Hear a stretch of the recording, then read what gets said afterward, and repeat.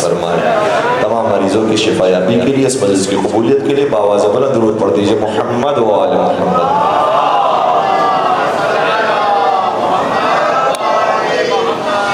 اعوذ باللہ من الشیطان الرجیم، بسم اللہ الرحمن الرحیم، الحمد للہ رب العالمین، الحمد للہ الذی هو الاول والآخر والظاہر والباطن، وله الملك وله الحمد، يحيي ويميت ويميت ويحيي وهو حي لا يموت، بيده الخير وهو على كل شيء قدير، والصلاة والسلام على النبي الأمي القرشي الهاشمي المكي المدني الأبتحي التهامي العبد المؤيد والرسول المسدد المصطفى الأمجد المحمود الأحمد حبيب إله العالمين سيدنا ومولانا أبي القاسم محمد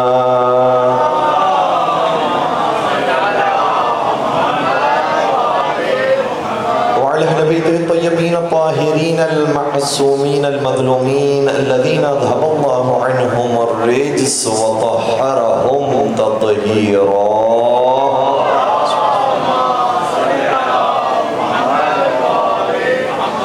ولعنة الله على أعدائهم أجمعين، أما بعد فقد قال الله تبارك وتعالى في محكم كتابه المجيد وفرقانه الحميد، بسم الله الرحمن الرحيم، فبشر عباد الذين يستمعون القول فيتبعون أحسنه، أولئك الذين هداهم الله وأولئك هم أولو الألباب۔ درود پڑھ دیجئے محمد و آل محمد۔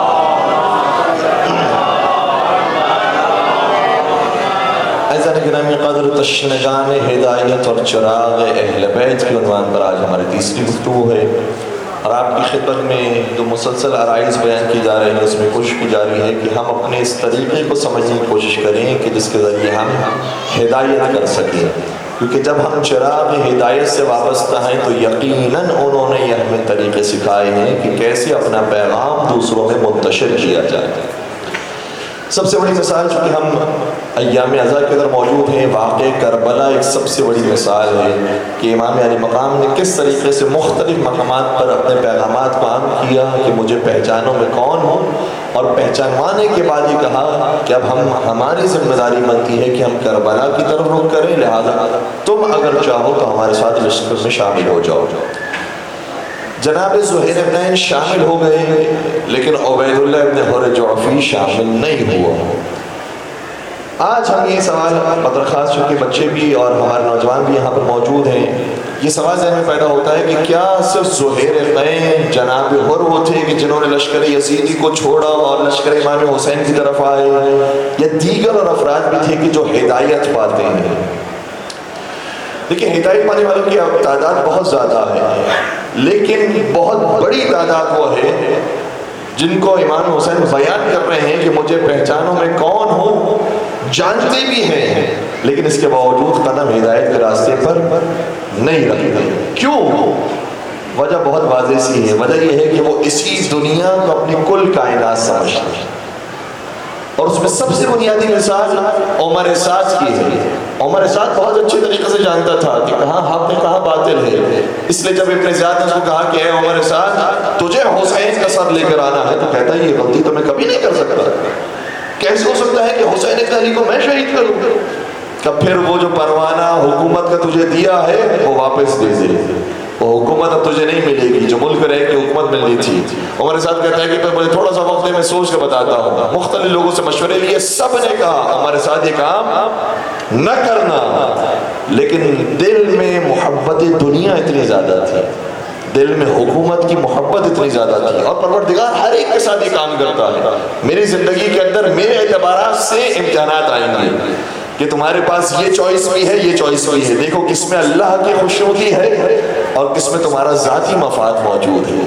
ہر ایک کی زندگی میں اس طرح کے امتحانات آتے ہیں، لہٰذا عمر سعد ملعون جو سعد ابن ابی وقاص کا بیٹا ہے، اور سعد ابن ابی وقاص وہ جو صحابی رسول ہے، اس کا بیٹا عمر سعد آتا ہے ابن زیاد کے دربار میں، اور آنے کے بعد یہ کہتا ہے کہ الا انما الدنیا بخیر معجل فما عاقل باع الوجود بدین یقولون ان اللہ خالق جنت ونار وتعذیب وغل یدین فإن صدقوا فيما يقولون إنني أتوب إلى الرحمن من سنتين وَإِن كَذَّبُوا فُزْنَا بِدُنْيَا عَظِيمًا دَائِمِ الْحِجْلَيْنِ۔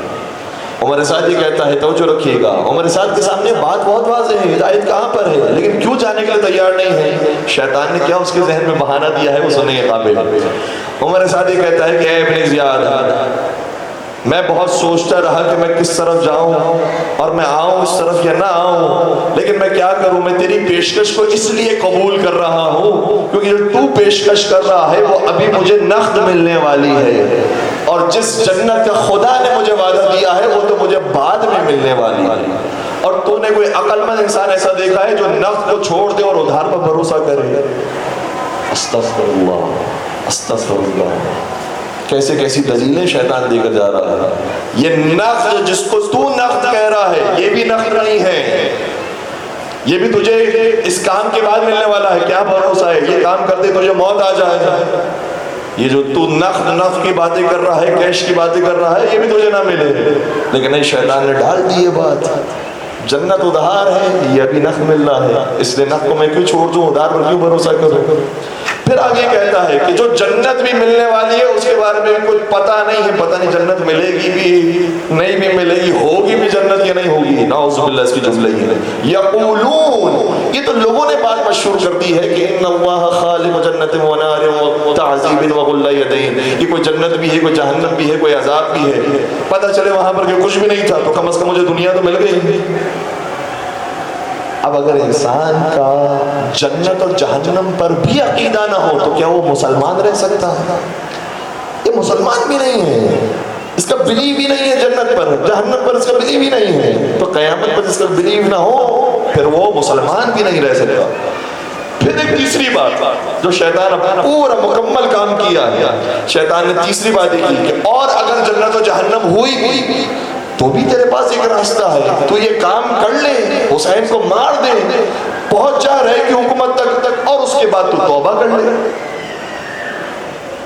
تو تجھے دنیا بھی مل جائے گی، آخرت بھی مل جائے گی، یہاں سے بھی تجھے فائدہ ہوگا، وہاں سے بھی فائدہ ہوگا۔ جیسے ہی اس نے یہ اشعار کے جملے مکمل کیے، آواز غیبی آئی، عمر سعد اور ابن زیاد موجود ہیں، آپس میں بات کر رہے ہیں، لیکن آواز غیبی آئی کہ جس کو عمر سعد نے سنا،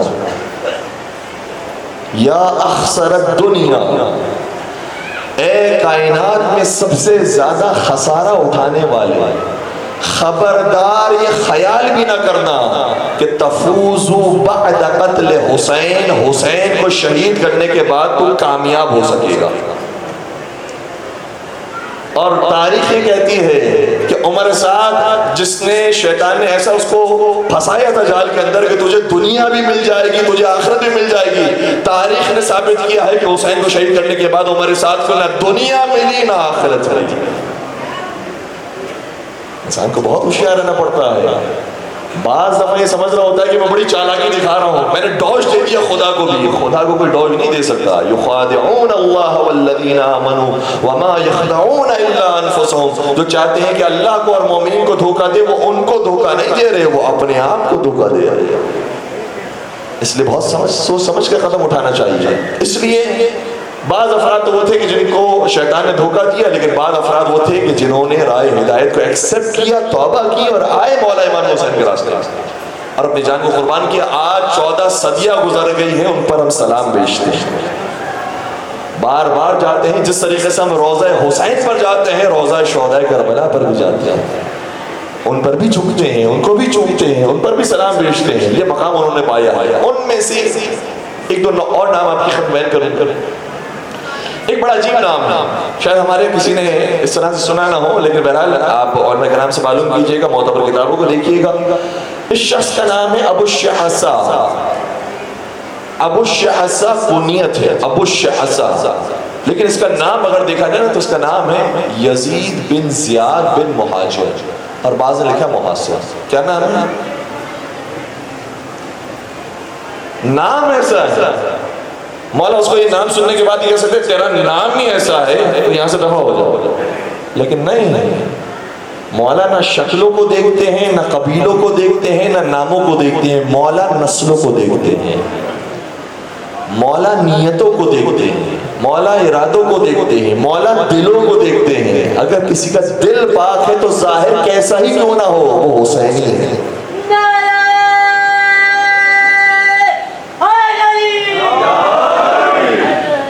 اس لیے مولا نے اسے دعوت دی. اور یہ اس موقع پر مولا کے ساتھ ہوا جب اس نے دیکھا کہ مولا بار بار یہ فرما رہے ہیں، لشکر یزید سے کہہ رہے ہیں تم میرے خون کی کیوں پیاسے ہو گئے ہو؟ میں تم سے لڑنا نہیں چاہتا ہوں. میں اگر مجھے تم واپس چھوڑ دیتے ہو میں دوبارہ مدینہ چلا جاؤں گا، دوبارہ مکہ چلا جاؤں گا. مجھے آزاد کر دو، میں تم سے جنگ کرنے کے ارادے سے نہیں آیا ہوں. مولا نے مختلف پیشکش کی انہیں، لیکن جب یہ کسی بھی راستے کے لیے تیار نہیں ہوئے اور اپنے زیاد نے کہا کہ سر حسین لے کر آؤ، تو اس نے کہا کہ یہ کتنے بدبخت لوگ ہیں، رسول کے نواسے کا سر مانگ رہے ہیں. مولا فرما رہے مجھے چھوڑ دو، جانے دو مجھے. یہ جانے کے لیے تیار نہیں ہے، چھوڑنے کے لیے تیار نہیں ہے. پھر اس شخص کو غیرت آئی اور اس نے کہا کہ بس اب میں ان کے ساتھ نہیں رہ سکتا، میں حسین کے راستے پر آؤں. آیا، مولا نے قبول کیا اسے. اسی طریقے سے ایک اور شخص ہے، بلکہ دو افراد. یہ دو افراد ہوتے ہیں کہ جب مولا امام حسین علیہ السلام کربلا میں عاشور کے دن اپنی ساری قربانیاں دے چکے ہیں، اپنے اصحاب انصار کو دے چکے ہیں، جوانان بنی ہاشم کو دے چکے ہیں، حتیٰ کہ حضرت علی اصغر علیہ السلام کی بھی شہادت ہو گئی، کوئی باقی نہیں ہے. اس وقت استغاثہ کی جو آواز بلند کی، حل من ناصر ینصرنا، تو دو افراد ایسے تھے جو اس وقت توبہ کر کے آتے ہیں. ایک کا نام ہے سعد بن حارث، دوسرے کا نام ہے ابو الہتوف. انہوں نے کہا کہ مظلوم امام ہے، اس کے تو تم نے جوان کو مار دیا، اس کے شیرخوار بچے کو مار دیا، اس کے بھائی کو مار دیا، اس کو تیروں سے چھنی کر دیا، اب تم کیا چاہتے ہو حسین سے؟ اور پھر حسین کا قصور کیا ہے؟ نہ کسی تمہارے قبیلے کے مردوں کو مارا ہے، نہ کوئی اور کام کیا ہے، کوئی جرم نہیں ہے، کیوں مارنا چاہتے ہو؟ یہ دو جوان کھڑے ہوئے لشکر حسینی سے نکلے ہیں، امام حسین کے لشکر میں شامل ہوئے ہیں. آج شہداء کربلا میں ان کے نام موجود ہیں. پھر ایک اور شخص وہ ہے جو ایسے موقع پر منقلب ہوتا ہے.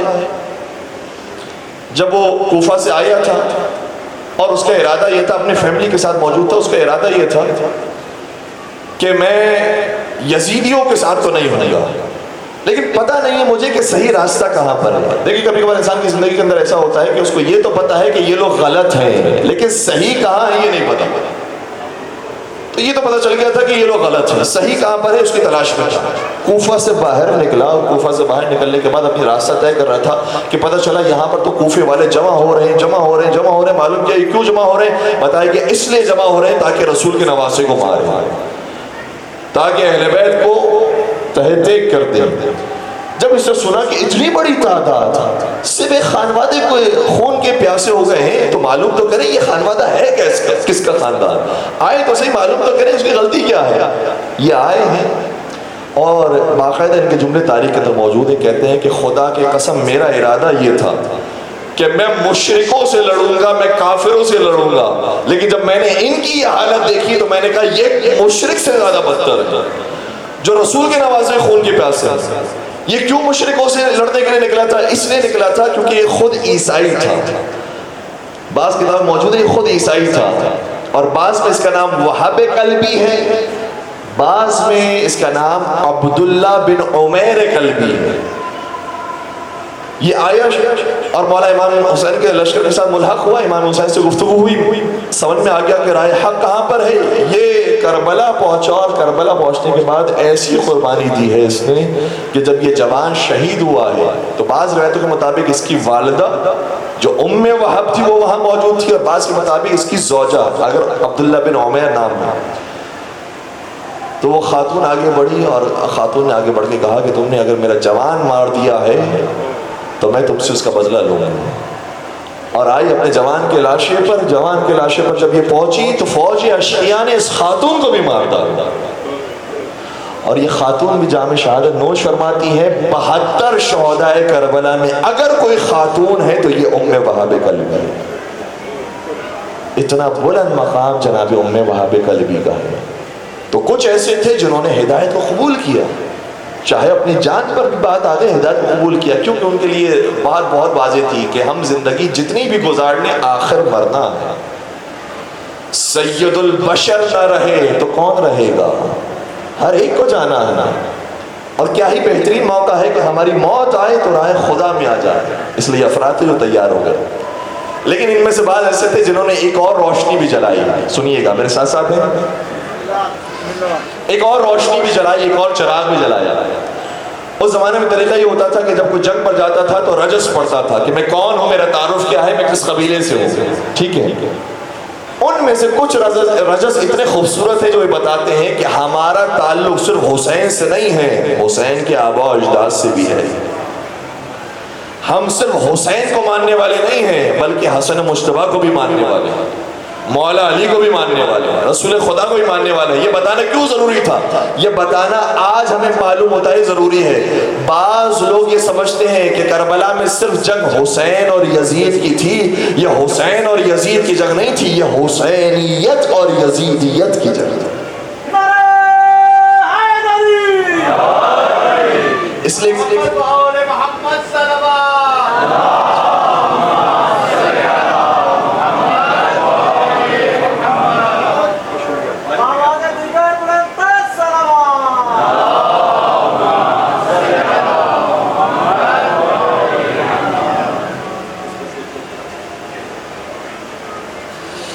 بلند تر سوال پڑھ دیجئے. محمد والے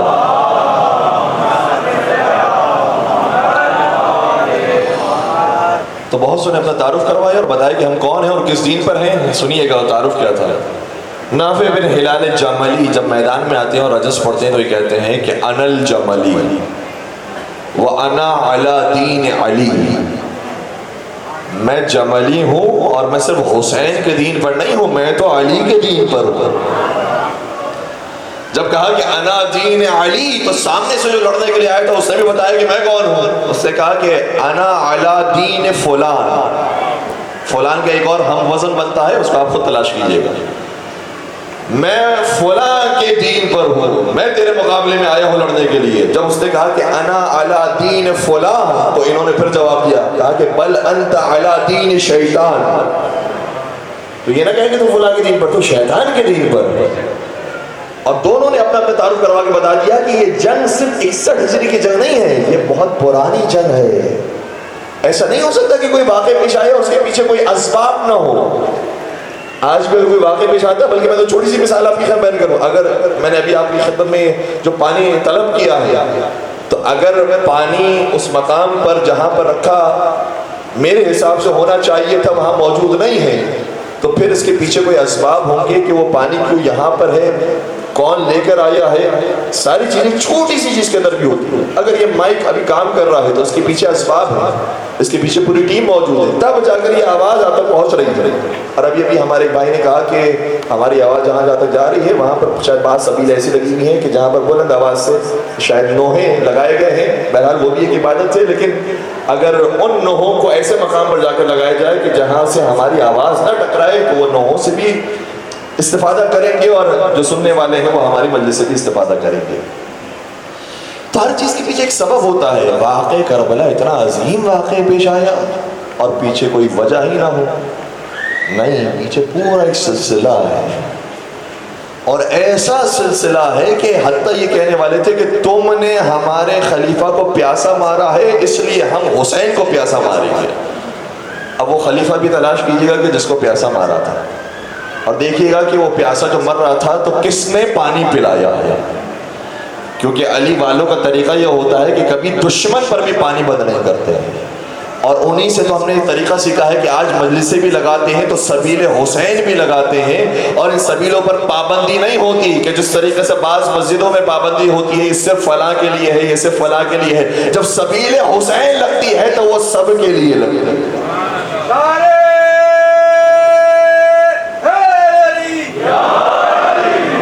تو انہوں نے اپنا اس طریقے سے تعارف کروایا اور بتا دیا کہ ہمارا کس سے تعلق ہے. اسی طریقے سے ایک اور شہید کربلا ہے، اس نے اپنا بڑا خوبصورت انداز میں تعارف کروایا. مالک بن انس کاہلی اس کا نام ہے.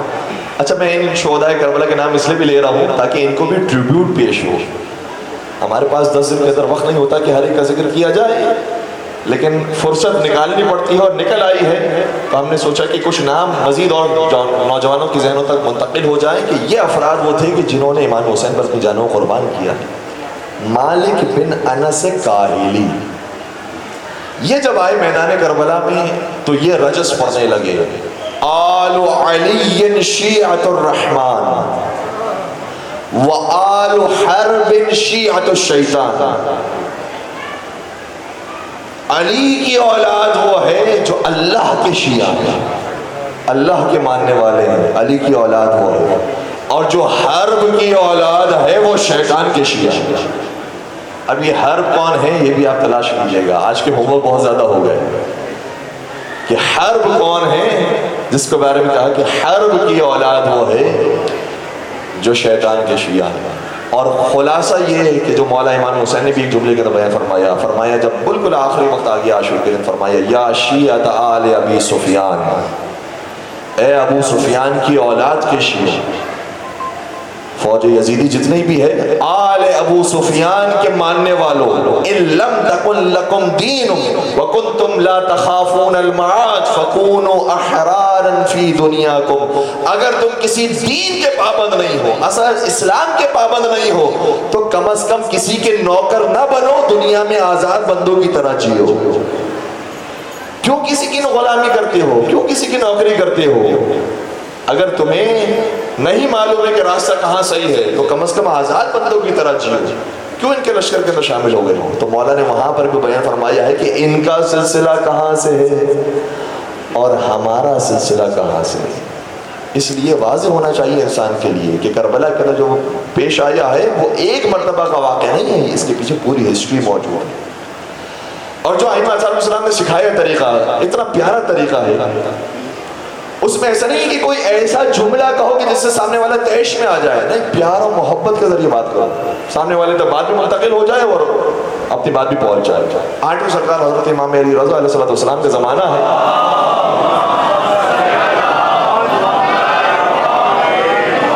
ایک اور صلوات کا مجھے سہارا دیجیے.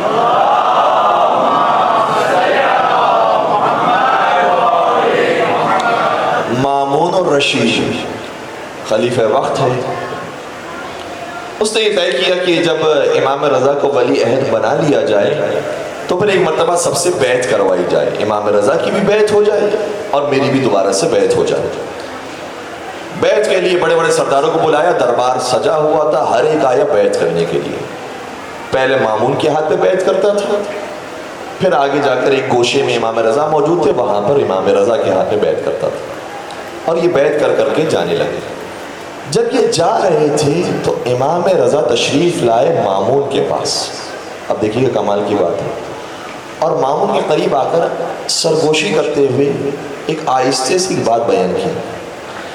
فرمانے لگے, اے مامون, یہ لوگ جو تیرے ہاتھ پر بیعت کر رہے ہیں نا, عربوں میں اس طرح سے بیعت کی نہیں جاتی, اس طرح سے بیعت توڑی جاتی ہے. تو کیا مطلب؟ کئی جو لوگ آ رہے ہیں تیرے ہاتھ پہ اس طرح سے بیعت کر کر کے جا رہے ہیں, عربوں میں یہ بیعت کرنے کا طریقہ ہی نہیں ہے. جب وہ بیعت کرتے ہیں تو بیعت اس طرح سے کرتے ہیں, اور جب وہ بیعت توڑتے ہیں تو بیعت اس طرح سے توڑتے ہیں. تو یہ جو لوگ سب تیرے پاس آ کر بیعت کر رہے ہیں وہ بیعت کر نہیں رہے, وہ بیعت توڑ رہے ہیں. جتنے لوگ اب تک گئے تھے بیعت کرنے کے بعد, ان سب کو کہا واپس آؤ, واپس آؤ, واپس آؤ, واپس آؤ, بہت ضروری کام ہے, دوبارہ سے بیعت کی جائے. اب طریقہ مامون نے بتایا کہ اب آئیں گے بیعت اس طریقے سے کریں گے کہ ہر ایک آئے اپنے ہاتھ کو اس طرح سے دے اندر کی جانب اور بیعت کرے. انشاءاللہ سبھی کو ہمارا ہاتھ دکھائی دے رہا ہوگا, اور ہاتھ دکھائی نہیں دے رہا تو ہم اس کو لفظوں میں بھی بیان کر دیتے ہیں. بیعت کرنے کا طریقہ یہ ہوتا ہے کہ چھوٹی ہاتھ کی انگلی سے شروع کیا جائے اور انگوٹھے پہ ختم کیا جائے, اس طریقے سے. اور بیعت توڑنے کا طریقہ یہ ہوتا ہے کہ انگوٹھے سے شروع کیا جائے, چھوٹی انگلی پہ ختم کیا جائے. جب امام رضا نے طریقہ سکھا دیا, ماموں نے کہا سب آئے دوبارہ سے بیعت کریں. سب نے آ کر بیعت تو کر لی, لیکن جاتے جاتے ایک جملہ کہنے لگے، وہ شخص خلافت کا مستحق کیسے ہو سکتا ہے جس کو یہی نہیں پتا کہ بیعت کرنا کب ہوتی ہے، توڑنا کیسے ہوتی ہے۔ خلافت کا اصل حقدار تو اسے ہونا چاہیے جسے یہ بھی معلوم ہے کہ بیعت ہوتی کیسے ہے، اسے یہ بھی معلوم ہے بیعت توڑی کیسے جاتی ہے۔ درود پڑھ دیجئے محمد والو۔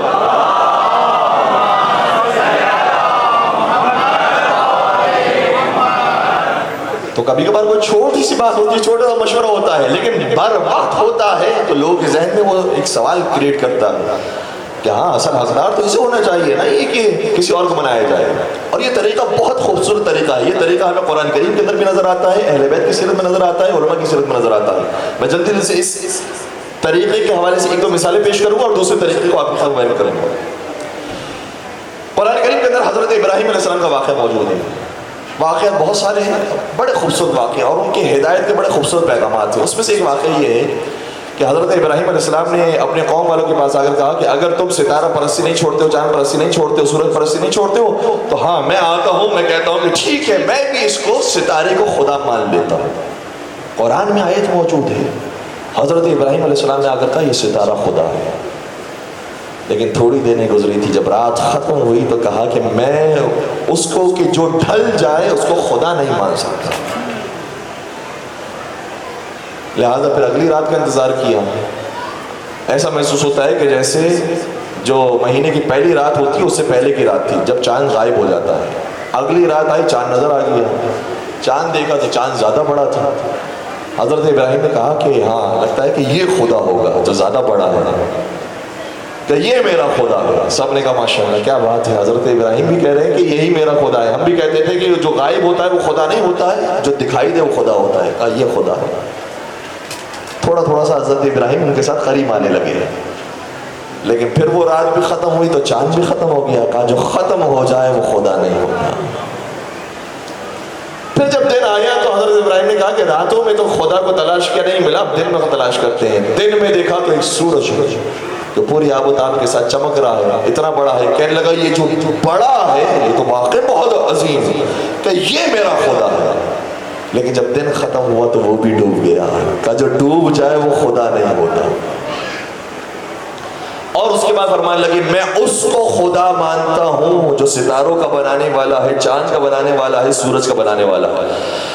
اب یہاں پر آپ لوگوں کے لیے جملہ میں دینے جا رہا ہوں کہ حضرت ابراہیم علیہ السلام نے جن کو کہا ہے کہ یہ جھوٹے خدا ہیں، وہ بھی تین ہی تھے۔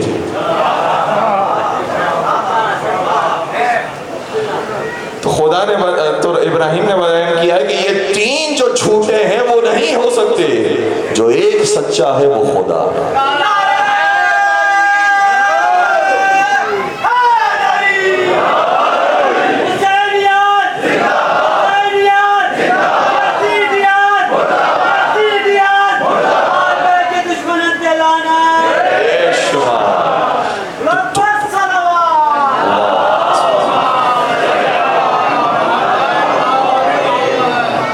کبھی کبھار ساتھ لے کر چلنا پڑتا ہے، کہنا پڑتا ہے کہ ہاں ٹھیک، آپ بھی جو کہہ رہے ہیں وہ بھی ٹھیک ہے۔ اور یہ ہمارے کولیگز کے اندر، آفس کے اندر، سکولز کے اندر یہ بہت ضروری طریقہ ہے۔ جب ہم اپنے بچوں کو بھی کبھی کبھار اس طرح سے کہتے ہیں کہ بیٹا آپ اتنے اچھے ہو، اتنے نیک ہو، اتنے پیارے ہو، آپ ایسا کام نہیں کر سکتے، آپ جو اتنے سمجھدار ہو آپ سے غلطی نہیں ہو سکتی۔ تو کبھی کبھار کولیگز کو اپنے ساتھ رکھنے کا طریقہ یہ ہوتا ہے کہ یار تم تو اتنے سمجھدار ہو، تم کیسے، تم سے توقع نہیں ہو سکتی۔ تو حضرت ابراہیم علیہ السلام نے یہ طریقہ اختیار کیا کہ آپ ماشاءاللہ سے اتنے سمجھدار ہیں، دیکھیں اس کو خدا مانتے ہیں، ڈوب کیسے گیا، اس طرح سے ساتھ رکھ کے کبھی کبھار چلا جاتا ہے۔ یہ طریقہ ہمیں ائمہ علیہ السلام کی زندگی میں نظر آتا ہے۔ چھٹے سرکت حضرت امام جعفر صادق علیہ السلام،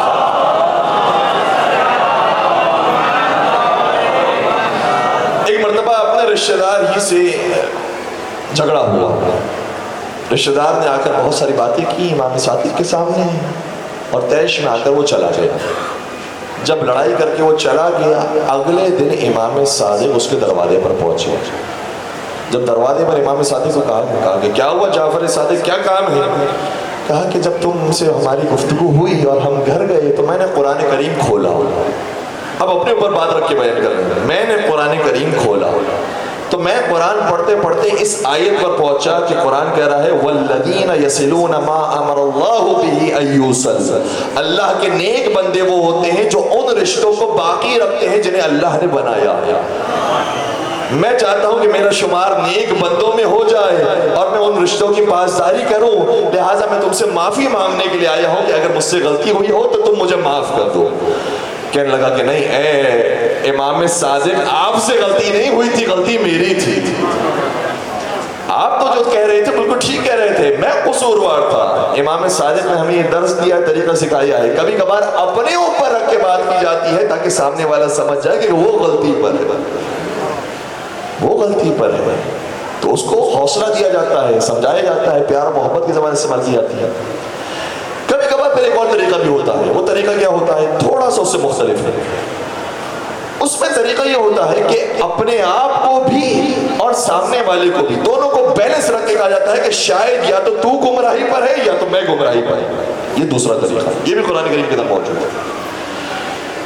پیغمبر اکرم جب کفاران مکہ کے سامنے گفتگو فرما رہے تھے تو خدا کی طرف سے آواز آئی، قل، ان سے سوال کیجئے، من یرزقکم من السماوات والارض، زمین و آسمان کی مخلوقات کو رزق دینے والا کون ہے؟ پھر آپ خود جواب دیجئے، یہ تو خاموش بیٹھے رہیں گے، آپ کی بات نہیں ہو رہی ہے، آپ خود ہی جواب دیجئے، قول اللہ، ان کو کہیے کہ جو رزق دینے والی ذات ہے وہ اللہ کی ذات ہے، ٹھیک ہے؟ اس کے بعد آپ یہ سوال کیجئے، پھر یہ کہیے، قل انا وإیاکم علی ھدی او فی ضلال مبین، اب یا تو میں گمراہی پر ہوں یا تو تم گمراہی پر ہو، کہ تمہیں نہیں پتا کہ اللہ رزق دے رہا ہے، تم یہ سمجھ لو کہ وہ رزق دے رہا ہے، یا تو پھر میں گمراہی پر ہوں کہ مجھے نہیں پتا۔ قرآن میں یہ آیت موجود ہے، میں کہوں گا اے پروردگار تو نے اپنے نبی کو نعوذ باللہ کہہ دیا کہ شاید وہ گمراہی پر ہے۔ کہ نہیں، ہم اپنے نبی کو گمراہی پر نہیں کہہ رہے، ہم ایک طریقہ سکھا رہے ہیں۔ ہدایت دینے کا طریقہ یہ ہوتا ہے کہ کبھی کبھار سامنے والے کو اپنے ساتھ ملانے کے لیے کہنا پڑتا ہے کہ یا تو میں گمراہ ہوں یا تو تم گمراہ ہو۔ بات پہنچ رہی ہے؟ مشکل تو نہیں ہو رہی؟ آپ کے مطلب کی بھی بات بیان کر دے رہا ہوں۔ اسی بات کو کسی شاعر نے کیا خوبصورت انداز میں بیان کیا ہے کہ علی کی ذات کو سمجھے خدا یا مصطفیٰ سمجھے، ہے میرے ساتھ؟ علی کی ذات کو سمجھے خدا یا مصطفیٰ سمجھے، مگر ہے بات حیرت کی کہ بندے کیا سے کیا سمجھے۔ اچھا، اس کیا سے کیا کے اندر بھی ایک داستان ہے۔ کچھ نے علی کو رب بھی مانا، کچھ نے علی کو رسول کا وصی بھی نہیں مانا، تو کہا کہ مگر ہے بات حیرت کی کہ بندے کیا سے کیا سمجھے۔ ٹھیک ہے، علی کی ذات کو سمجھے خدا یا مصطفیٰ سمجھے، مگر ہے بات حیرت کی کہ بندے کیا سے کیا سمجھے۔ ہزاروں آیتیں نازل ہوئی ہیں شان حیدر میں، نہ ان پر بھی کوئی سمجھے تو پھر اس کو خدا سمجھے۔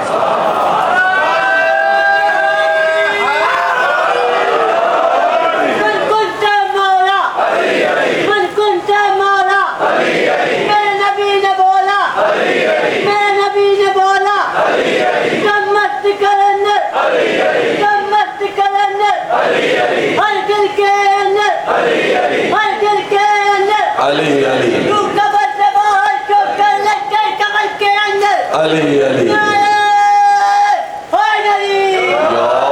علی مولا سلامت رکھے آپ کو۔ تو یہ طریقہ خود انبیاء نے استعمال کیا ہے، یا ائمہ علیہ السلام نے استعمال کیا ہے، یا ہمارے علماء نے طریقہ اختیار کیا ہے۔ علامہ امینی بڑا نام ہے ان کا، علامہ امینی نے صرف الغدیر نہیں لکھی، الغدیر تو ان کا واقعی شاہکار ہے، اور اس ایک کتاب کو لکھنے کے لیے علامہ امینی نے، علماء نے بیان فرمایا ہے کہ 10,000 کتابوں کے ایک ایک حرف کو پڑھا تھا۔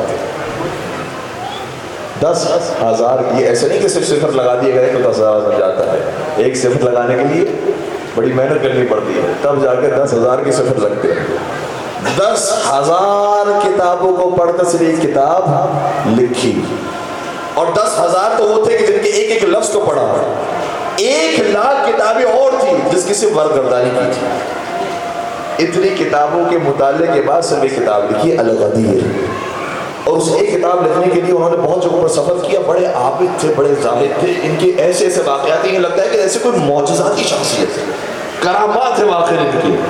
نمازیں پڑھیں تو نمازیں پڑھ کے دکھائی, اور کسی نے اعتراض کیا کہ تم نے اپنی کتابوں میں لکھ دیا ہے کہ تمہارے امام ہزار رکعت نماز پڑھ کرتے تھے. 1000 رکعت نماز تو کوئی پڑھ ہی نہیں سکتا, اتنا وقت ہی نہیں ہوتا, 24 گھنٹوں میں اتنا ٹائم ہی نہیں نکلتا کہ 1000 رکعت نماز پڑھے. انہوں نے پڑھ کے دکھائی. کہا کہ میں ان کا غلام جب پڑھ سکتا ہوں تو ہمارے آقا ضرور پڑھ سکتے ہیں. اور بعض علماء نے بیان کیا ہے کہ لگتا یہ ہے کہ علامہ امینی نے جو یہ کام کیا ہے معجزے سے کم نہیں ہے, اور شاید ان کے وقت میں خدا نے برکت دے دی. کوئی ایسا ہوتا ہے کہ ایک کام کرتا ہے لیکن اس کے 10 کام ہو جاتے ہیں. تو علامہ امینی بڑی معجزاتی شخصیت ہیں. انہوں نے مختلف شہروں میں سفر کیا, مختلف ملکوں میں سفر کیا, ہندوستان میں بھی سفر کیا. ہندوستان میں بھی جب ایک کتاب خانے میں گئے تو جو لائبریرین تھا اس نے کہا کہ بھائی رات کا وقت ہو گیا ہے, ہمیں دروازہ بند کرنا ہے, آپ باہر تشریف لے آئیے. تو علامہ امین کہنے لگے کہ کیا یہ ہو سکتا ہے کہ میں اندر بیٹھا رہوں اور تم باہر سے دروازہ بند کر کے چلے جاؤ؟ تو کہتے ہیں ہو تو سکتا ہے, لیکن آپ کے کھانے پینے کا بندوبست کون کرے گا, آپ کے رہنے سہنے کا بندوبست کون؟ کہا کوئی مسئلہ نہیں, میں یہیں پر بیٹھا ہوں. وہ لائبریرین کہتا ہے جب میں رات میں دروازہ بند کر کے چلا گیا, تالا لگا کے چلا گیا, صبح کے وقت جب میں نے تالا کھولا تو علامہ کو جس مقام پر دیکھا تھا اسی مقام پر بیٹھ کر کتاب پڑھ رہے تھے. عجیب و غریب شخصیت.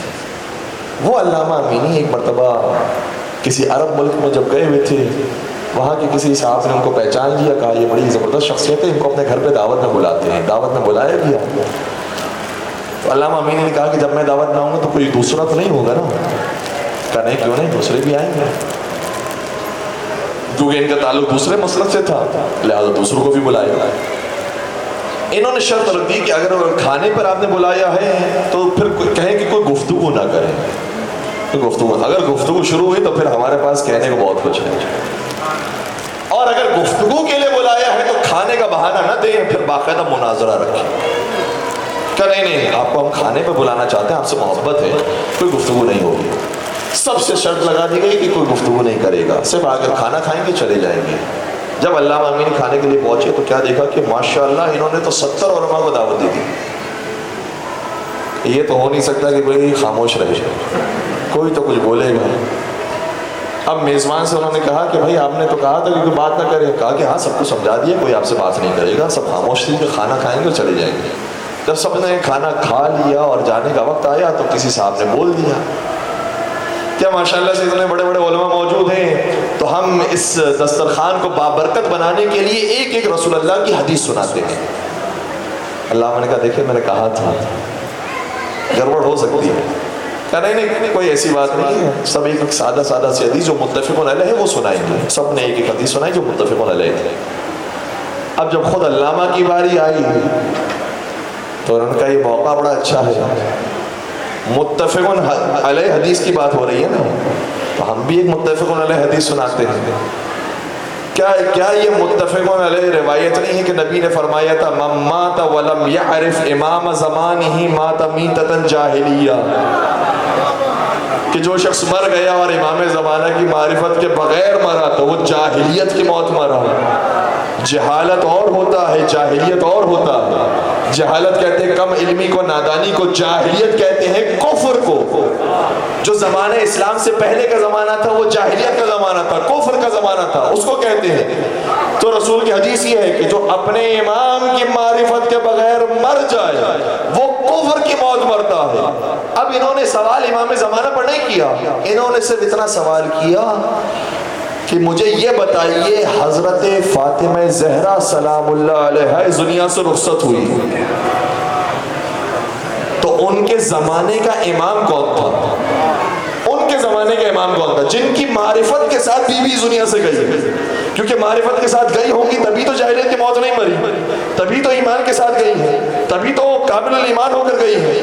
تو ان کے زمانے کا امام کون تھا؟ اب اگر یہ کہیں کہ وہ پہلا تھا تو خود آپ کی صحیح بخاری کے اندر ہے کہ بیوی جب تک زندہ رہی ان سے ناراض رہے. غضبت علیہ حتی توفیت, بیوی ناراض رہی ان سے یہاں تک کہ دنیا سے رخصت ہو گئی. تو جس امام سے خود ناراض ہے اس کو تو امام ہی نہیں مانتی.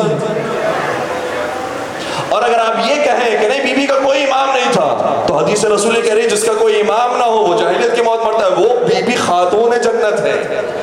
آپ کی کتاب کہہ رہی سیدۃ النساء اہل الجنہ ہے، سیدۃ النساء العالمین ہے، یعنی کوئی امام تو تھا، توجہ، کوئی امام تو تھا جن کی معرفت بی بی کو تھی اور ان کی معرفت کے ساتھ ہی بی بی اس دنیا سے گئی ہے۔ کہا کہ مجھے بس سیدہ کا امام بتا دو، میں اور تم سے کوئی سوال نہیں کرتا ہوں۔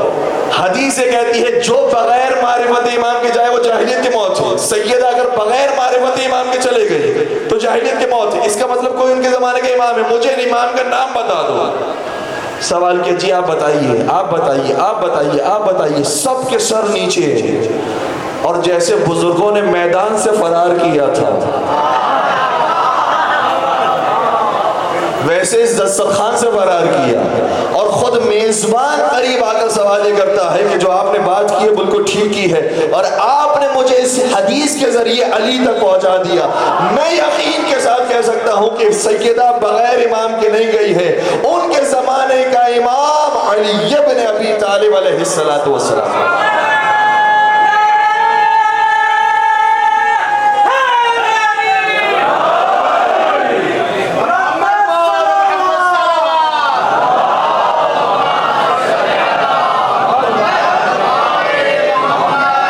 کسی نے کیا خوب کہا تھا کہ یہ نام محمد کو ڈبویا نہیں کرتے، اور جان پہ خطرہ تو رویا نہیں کرتے، بے ذکر خدا رات کبھی سویا نہیں کرتے، اور بستر نہ ہو احمد کا تو سویا نہیں کرتے، ہر فکر سے بالا ہے یہ حق کا ولی ہے، سوئے تو محمد جاگے تو علی ہے۔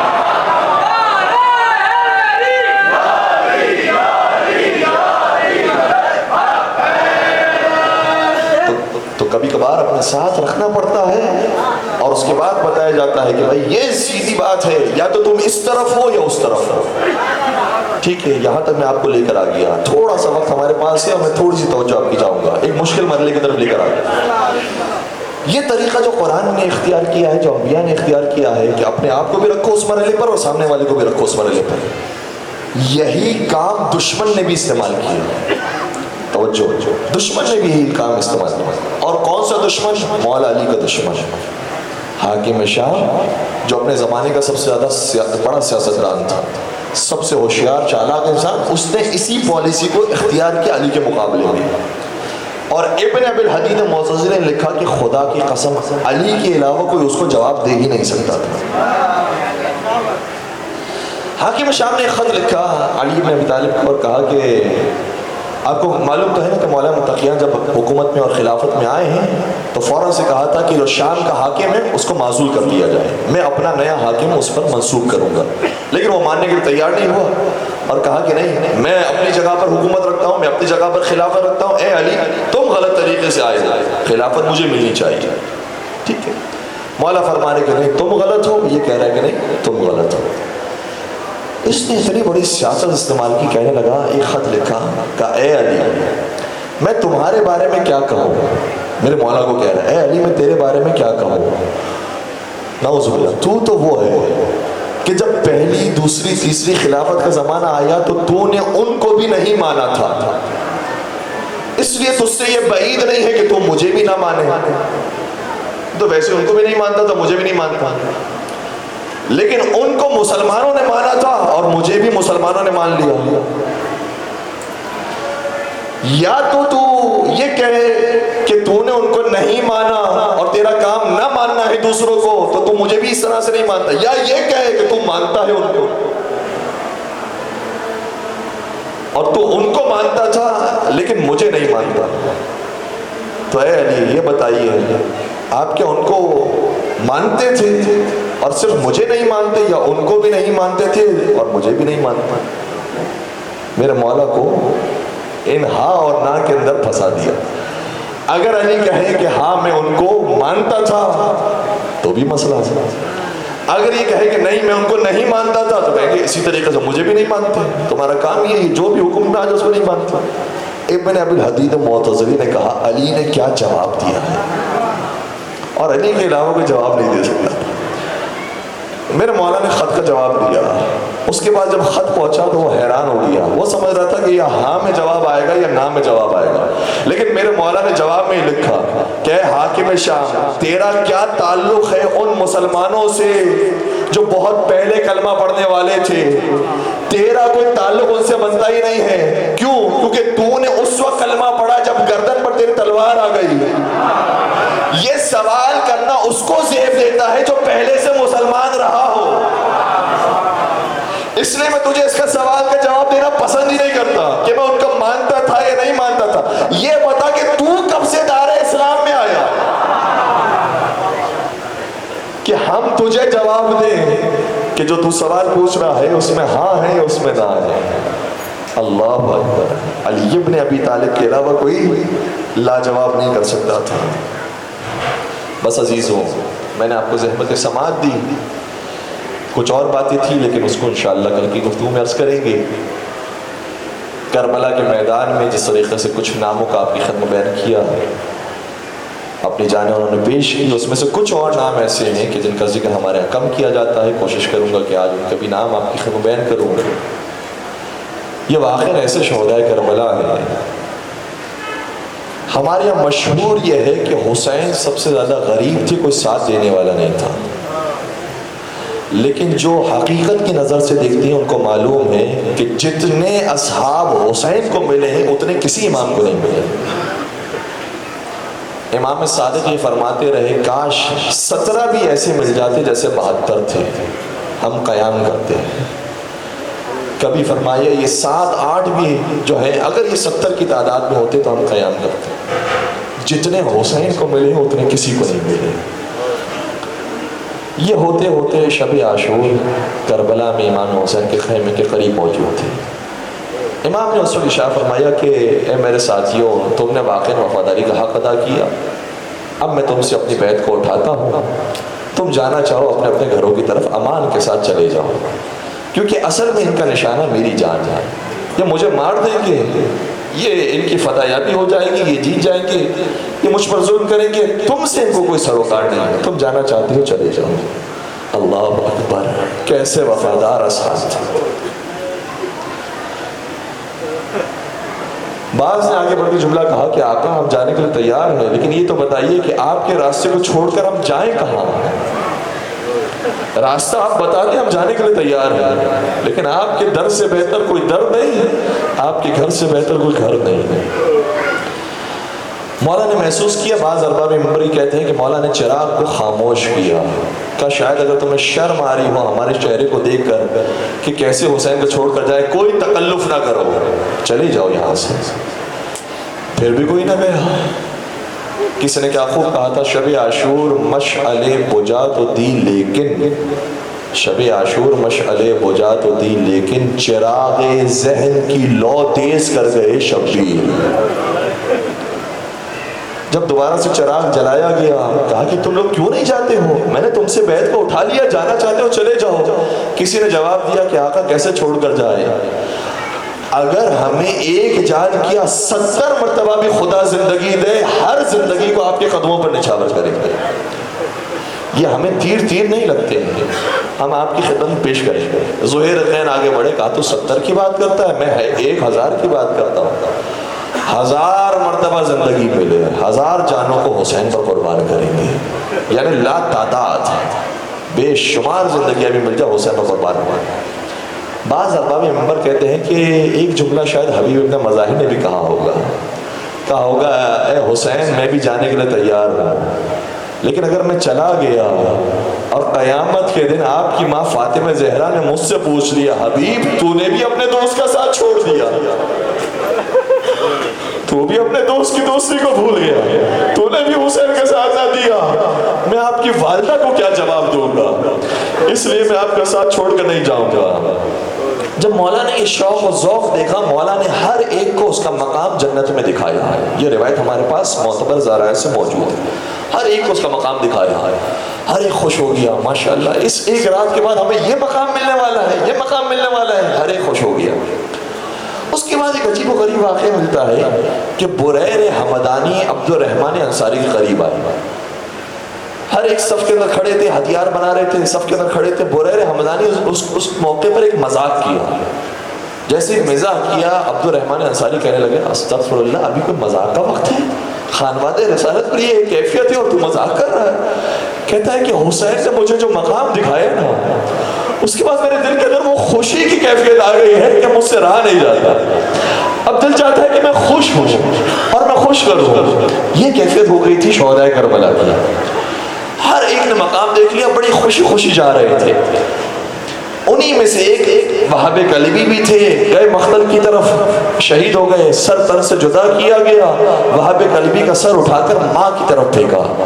جب ام وہاب کے پاس بیٹے کا سر آیا نا، بیٹے کا سر لیا، دوبارہ سے واپس کیا اور واپس کرتے ہوئے کہا جو حسین پر صدقہ ہو جائے نا اسے پھر واپس نہیں لیا جاتا.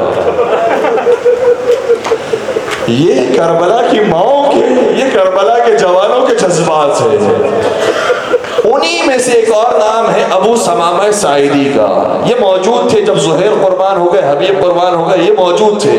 یہ دیکھ رہے تھے آسمان کی طرف، کب ظہر کا وقت آتا ہے، کب ظہر کا وقت آتا ہے. دیکھا کہ اب زوال کا وقت آ گیا، فوراً سے آقا کی خدمت میں کہنے لگے کہ آقا نماز کا وقت ہو گیا. جیسے ہی نماز کا نام سنا، میرے مولا نے فرمایا جعلک اللہ من المصلین، تو نے نماز کا یاد کیا ہے، خدا تجھے نماز گزاروں میں شامل فرمائے. ان سے بھی تو جا کر کہو، یہ بھی تو اپنے آپ کو مسلمان کہتے ہیں، یہ بھی نماز پڑھیں، ہمیں بھی نماز پڑھنے دے. یہ آئے، نماز کا اعلان کیا، کہا تم بھی نماز پڑھو، لیکن ان میں سے کوئی نماز کے لیے کھڑا نہ ہوا. اے میرے نوجوانوں، جوانوں، عزاداروں، سنو، مولا حسین نے فرمایا ہے نماز پڑھو، اور یہ نماز نہیں پڑھ رہے تھے، انہوں نے نماز نہ پڑھ کے بتایا ہے یہ یزیدی ہے. امام حسین نے کربلا میں نماز پڑھ کے بتایا ہے. ہم سنت رسول کے پابند ہیں، تو آج تک جو نماز پڑھتا ہوا آئے وہ حسینی کہلائے گا، وہ حسینی کہلائے گا. امام نے نماز کا آغاز کیا. ابو ثمامہ ساعدی بھی موجود تھے، دیگر افراد بھی موجود تھے، سب پیچھے کھڑے ہو گئے. لیکن ایک شخص سے کہا کہ تو میرے آگے کھڑا ہو جا. اس کا نام ہے سعید بن عبداللہ. کہا میرے آگے کھڑا ہو جا، جب تک میری نماز ہو رہی ہے. تجھے آنے والے تیروں کو روکنا ہے، مجھ تک کوئی تیر پہنچنے نہ پائے، میری نماز ہوتے جائے. یہ آگے کھڑا ہو گیا. میں آپ سے سوال کروں گا، اگر ہم کربلا کے میدان میں ہوتے تو کیا ہمارے دل کی آرزو نہ ہوتی کہ زندگی کی آخری نماز ہے، زندگی کی آخری نماز ہے، کم از کم وہ تو حسین کے پیچھے ادا ہو جائے. کیا سعید کی تمنا نہیں ہوگی؟ سب پیچھے کھڑے ہیں، نماز پڑھ رہے ہیں، کیوں مجھے نہیں کہا کہ میں بھی پیچھے آ کر نماز پڑھوں؟ لیکن یہ حکم حسین کے ایسے پابند تھے، جو امام نے فرما دیا وہی کرنا ہے. آ کر کھڑے ہو گئے، یہی ان کی نماز تھی. آ کر کھڑے ہو گئے، کھڑے ہو کر تیروں کو سہنا شروع کیا. ایک مومن خواب میں، ایک مومن کی تمنا تھی، کہتا تھا کہ ٹھیک ہے ہم امام حسین کو تو سلام کرتے ہیں، حضرت عباس کو سلام کرتے ہیں، لیکن جو شہدائے کربلا ہیں انہوں نے کون سا بڑا کارنامہ کیا ہے؟ اگر ہم بھی کربلا میں ہوتے تو یہی کرتے جو انہوں نے کیا ہے. اس لیے ہمیں کیا ضرورت ہے کہ ان کو سلام کریں، ان کی خدمت میں جائیں. جب اس کے ذہن میں سوالات تھے، ایک مرتبہ خواب میں اپنے آپ کو کربلا میں دیکھا. جب خواب میں اپنے آپ کو کربلا میں دیکھا کہ وہی نماز کا وقت ہے. امام حسین نے اس سے فرمایا آ میرے سامنے آ کر کھڑا ہو جا، جب تک میری نماز ہو رہی میرے سامنے کھڑا رہے.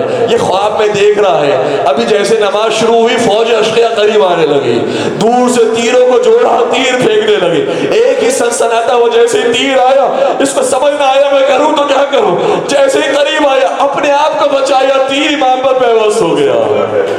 کہتے ہیں مجھے حوصلہ سنبھالنا ہے، یہ تیر روکنا ہے. دوسرا سنسناتا وہ تیر آیا، روک نہ سکا، اپنے آپ کو بچایا، پھر امام کو تیر پیوست ہو گیا. بس اب غلطی پر غلطی ہونے لگے، تیروں پر تیر آنے لگے. یہ اپنے آپ کو بچاتا رہا، امام کا سارا بدن تیروں سے چھٹی ہو گیا. جب پیچھے مڑ کر دیکھا تو کیا دیکھا؟ امام پہلے ہی شہید ہو چکے.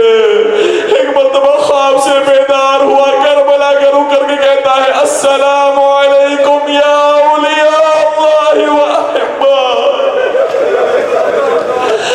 شہدائے کربلا تم نے کمال کیا ہے، تم نے کیسے سکون کے ساتھ تیروں کو برداشت کیا ہے. سعید ابن عبداللہ سارے تیروں کو برداشت کرتے ہیں، کبھی ہاتھوں سے روکتے ہیں، کبھی پیروں سے روکتے ہیں، کبھی سینے سے روکتے ہیں، کبھی پیشانی سے روکتے ہیں، اور بس ایک دعا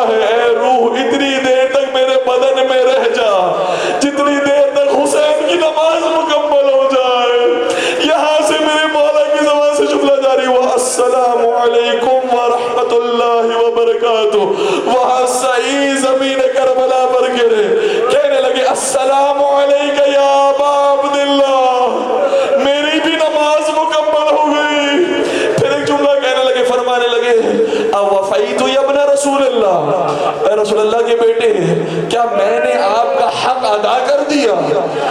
کیا مطلب؟ سعید کے دل کے اندر شاید سوال یہ ہے، اے آقا میں نے تو ابھی کوئی تلوار بھی نہیں چلائی، میں نے تو ابھی کسی کو کوئی تیر بھی نہیں مارا، میں نے کوئی نیزہ بھی نہیں مارا، میں تو ابھی میدان میں بھی نہیں گیا ہوں، کیا میں نے آپ کا حق ادا کر دیا؟ میرے مولا نے کیا کمال کا جواب دیا، فرمانے لگے انت امامی فی الجنہ، تو نے ایسا حق ادا کیا ہے تو جنت میں میرے آگے آگے ہوگا، تو جنت میں میرے آگے آگے ہوگا، تجھے پہلے شہادت ملی ہے تو آگے نکل گیا، تجھے جنت پہلے مل گئی۔ پھر بعض ارباب منبر یہ کہتے ہیں، میرے مولا نے فرمایا اے سعید دیکھ رسول اللہ تجھے لینے کے لیے آ گئے، انہیں سلام کر، دیکھ علی مرتضیٰ تجھے لینے کے لیے آ گئے، انہیں سلام کر، دیکھ حسن مصطفیٰ تجھے لینے کے لیے آ گئے، انہیں سلام کر۔ اور پھر فرمانے لگے اے سعید اپنے پیروں کو سمیٹ، کیونکہ میری ماں خاتون جنت تجھے سلام کرنے کے لیے، اے عزادارو، اے زائرو، اے شہدائے کربلا، روایت یہ کہتی ہے جیسے شہدائے کربلا کو سیدہ آ کر سلام کرتی ہے، ویسے جو حسین کے زائرین ہیں انہیں سیدہ آ کر سلام کرتی ہے۔ بڑے ادب سے مجلسوں میں آیا کرو، بڑے ادب سے زیارت پر جایا کرو۔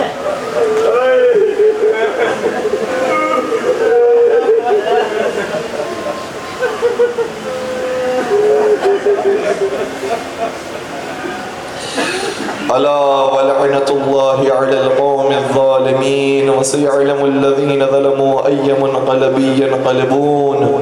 پالنے والے ہمارے اس قدر سے توسل اپنی بارگاہ میں قبول فرما، پروردگار تمام شہداء اسلام کو شہداء کربلا کے ساتھ محشور فرما، پروردگار شہداء کربلا کی معرفت اور محبت نصیب فرما، ان کی سیرت پر عمل پیرا ہونے کی توفیق عطا فرما، پالنے والے پیغام امام حسین کو بہترین انداز میں منتشر کرنے کی توفیق عطا فرما، ہم سب کا شمار ناشرین ولایت علی ابن ابی طالب میں فرما، پالنے والے ذکر کے صدقے میں تمام مومنین کی جائز شرعی حاجات کو پورا فرما، تمام مریضوں کو بطور خاص ایک نام ہمارے پاس آیا تھا ظاہر سبیل حسن رضوی صاحب تھے، پروردگار تمام کو شفائے کامل و عاجلہ عطا فرما، پالنے والے بے روزگار مومن کو برسر روزگار فرما، مقروضین کے قرض کو عیب سے ادا فرما، اس عزاداری کی اور تمام عزاداریوں کی حفاظت فرما، پروردگار ان عزاداریوں میں دن دگنی رات چگنی ترقی عطا فرما، پالنے والے ان عزاداریوں کے صدقے میں ہم سب کو کربلا معلیٰ کی زیارت نصیب فرما، چاردہ معصومین کی زیارتوں سے مشرف فرما،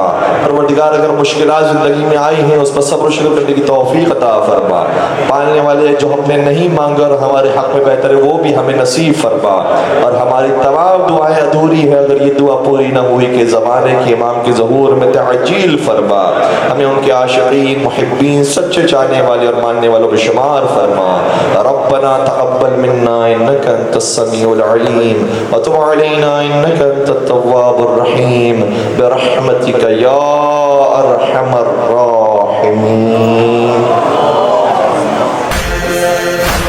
حسین منانا بہت ضروری ہے، حسینی شمع جلانا بہت ضروری ہے۔